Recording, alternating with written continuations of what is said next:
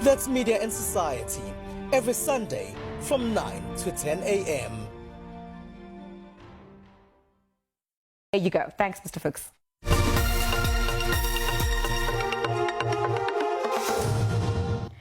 The Democratic Alliance says it welcomes the suspension of 9 senior officials implicated in the 588 million rand refurbishment of the AngloGold Ashanti Hospital in the Far West Rand, but says there needs to be political accountability for this scandal as well. So the suspension of 3 officials from the Gauteng Health Department and 6 officials from the Infrastructure Development Department follows the recommendation of the Special Investigations Unit, which found massive irregularities in the contracts for that project. The hospital was donated by AngloGold Mining Company and was supposed to treat serious COVID-19 patients, but the original refurbishment budget of 50 million rand ballooned to 588 million rand.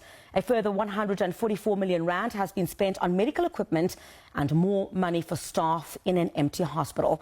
Alan Fuchs, who is the DA's Shadow MEC for Infrastructure Development, joins me now live. Mr. Fuchs, a very good afternoon to you. Thanks indeed for your time. So according to the SIU, 6 contractors were appointed even before the prices, the scopes of work, and even the bills of quantities were agreed to.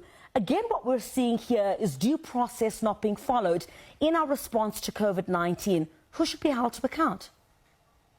Good afternoon, Griselda. Thank you very much for having me on your program. Just to create the context, the Gauteng government has spent over 2.1 billion rand on health infrastructure that was specifically built or refurbished to deal with COVID. Now, there were a number of projects. Many of them, may I just say, are questionable, but it's this particular hospital, the AngloGold Ashanti Hospital in the West Rand, which really jumped out at us when we first heard about it. As you've indicated, the original amounts mentioned were for refurbishment of the hospital. And why do I say refurbishment? Because this was a hospital that was to be either donated or leased to the Gauteng government. And they then decided to go and refurbish the hospital in preparation for COVID.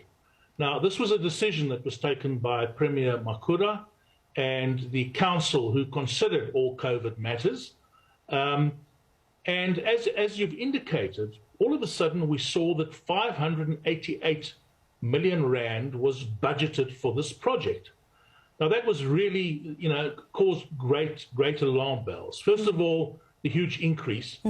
But secondly, I must just point out that, infrastructure projects, because they are so poorly managed by the public sector, and because such huge amounts of money are actually involved, are often the targets of people who wish to extract funds, for cadres and tenderpreneurs, and also for political parties. So we were extremely concerned.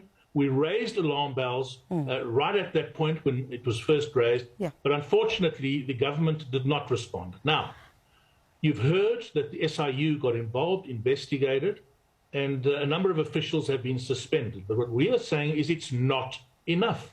We need some political accountability. Firstly, the decision to spend that kind of money on a fixed asset that at that point in time didn't even belong to government is something that is really concerning us. And we believe that Premier David Makura needs to accept accountability for that decision. Do you think that decision or what you're calling for could possibly happen? Because, do we even get the sense that the level of corruption that took place during COVID-19 far outweighs what we even know? Because according to the SIU, Gauteng has already emerged as the province with the highest number of contracts under investigation. Absolutely correct. I kept on asking the question, what investigations were being done by the SIU over and above those related to PPE?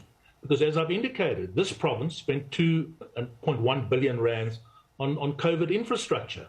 Now, these officials have been suspended. I'm told by those in the know that a number of them were not involved in AngloGold Ashanti specifically. So the question I ask is, why were they suspended?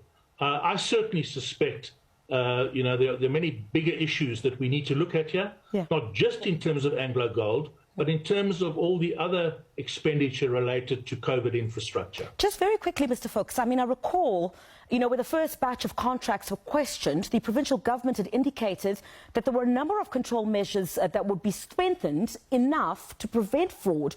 Why is this not enough? Well, at the end of the day, politicians tell you what they want you to hear. There's no doubt in my mind that corruption is endemic across the board, not just in infrastructure, but in most of the departments within the Gauteng legislature. One of the daily newspapers reports that they've been informed that there is a criminal syndicate that's operating within the infrastructure development department. Now, so these are things we hear all the time, but the proof, the evidence is often not there. And, one can raise them and discuss them in all sorts of meetings, but unfortunately no action is taken. I mean, the Premier has promised to have lifestyle audits for all his MECs, and it remains an empty promise. Alan Fuchs, thank you very much indeed for your time. The DA's Shadow MEC for Infrastructure Development, of course, following the suspension of senior officials in the Gauteng Health Department, as well as within infrastructure development, following, of course, that Anglo Ashanti Hospital in the Far West Rand, you'd recall, several months ago at the height of COVID-19, where that hospital there was being unveiled, said to have going to be treating very serious COVID-19 patients. Let's move on to other news now.